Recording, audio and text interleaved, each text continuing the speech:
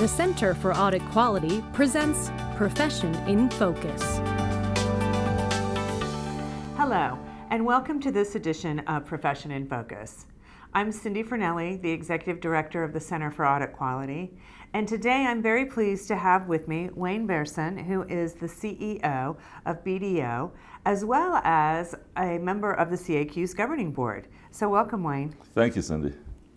So Wayne, I know that you have recently been announced as having been reelected to the CEO of BDO, and as part of your second term, you focused on the workplace and people. And as you know, at the CAQ, talent, the attraction of talent and the retention of the best and the brightest is important to us. Tell us why it was so important to you as CEO of BDO, as well as why you think it's so important for the profession. Well, thanks for having me, Cindy.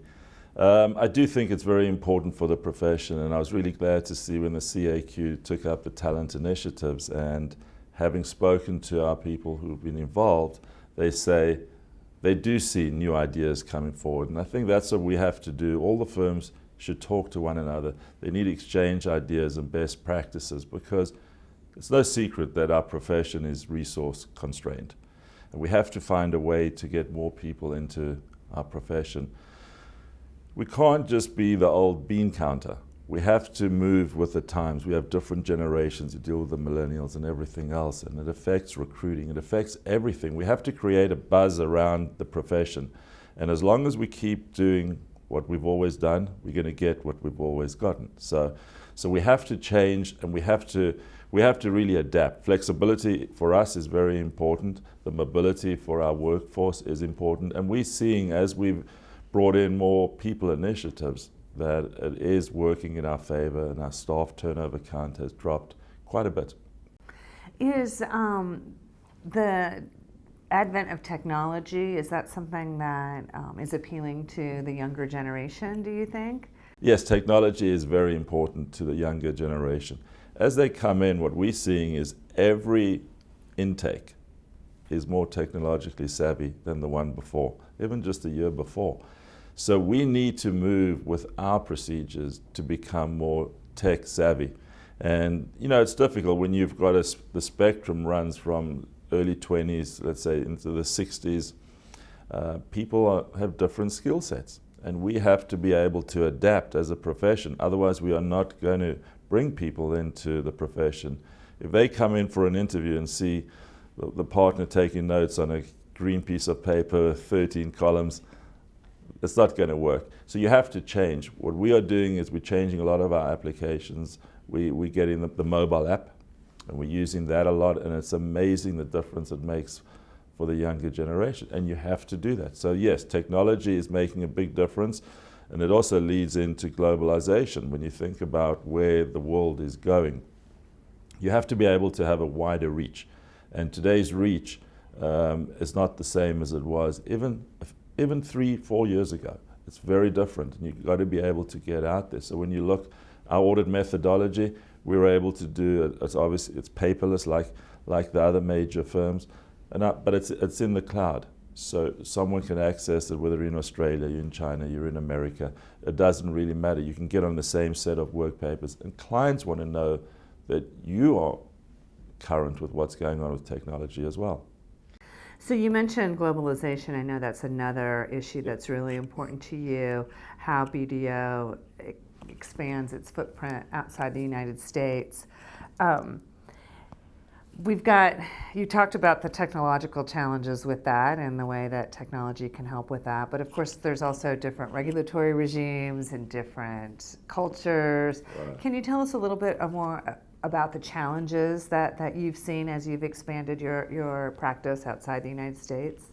So what's happening today is that as globalization takes over, in a way, it's also becoming a smaller world.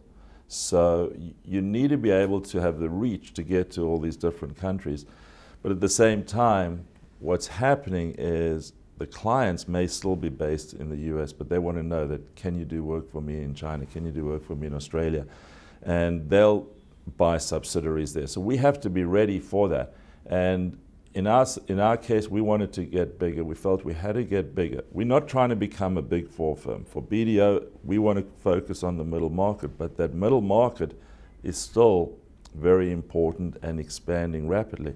So for us, we felt we had to get bigger, but not for bigger's sake, but just for, it has to be quality first and foremost. And we deal with the regulators, as you mentioned, and we've got to make sure we're putting out the best product that's possible. But at the same time, we have to be able to have a wider reach. And we're seeing a lot of that in the US, where there's a tremendous problem in the profession with succession.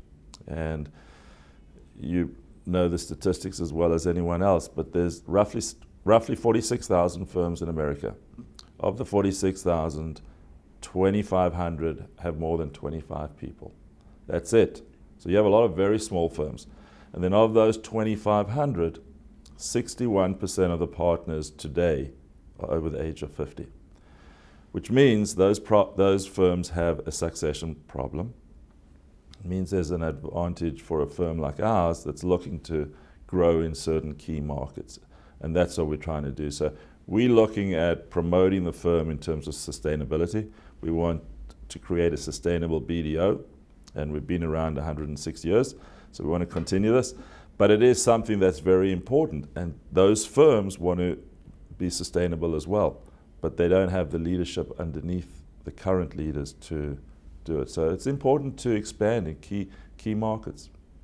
Well, shifting gears a little bit, one of the other areas where you as a leader of BDO have expanded is the creation of the BDO Institute for Nonprofit Excellence.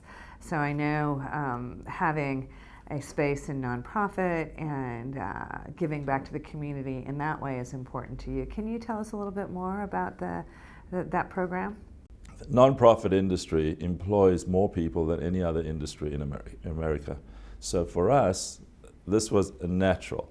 And me being based in the Washington area, where there are thousands of nonprofits, literally, you have to be able to specialize in that industry.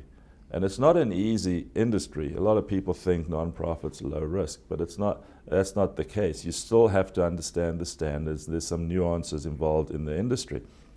For us as a firm that specializes in nonprofits, we felt it was important, and it was important to our people, to give back to the community.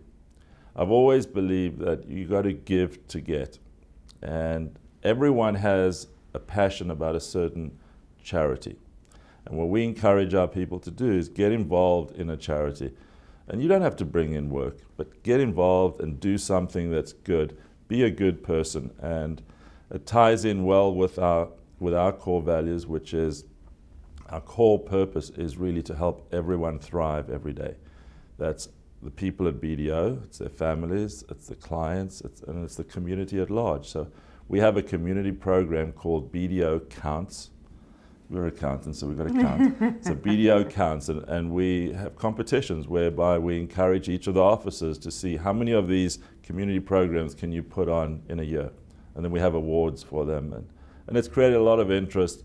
And it's amazing when you interview the younger generation, they ask questions about all that. What are you doing? I don't remember asking such questions when I interviewed. No, yeah, I think the younger generation really has a sense of purpose and Yeah. wants to see the bigger community and how they fit into that. So it sounds fantastic.